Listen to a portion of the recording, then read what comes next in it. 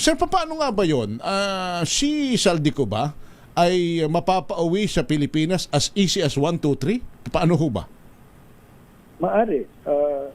Nasa pakikipag-usap po yan ng gobyerno ng Republika ng Pilipinas, particularly DFA, at kung kinakailangan ng ating mismong Chief Executive, ang ating Presidente, dun sa counterpart niyan, dun sa bansang Czechoslovakia.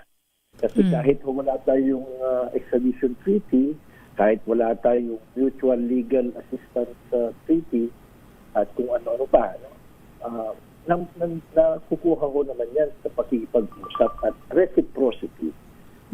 So, maaari ho na mangyari yun.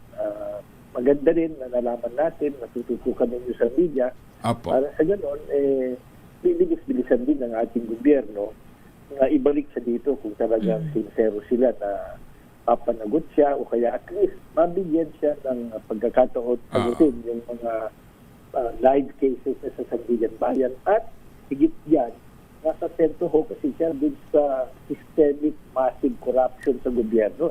Diba? Interest natin lahat, nakakabuti sa buong bansa na marinig siya dito.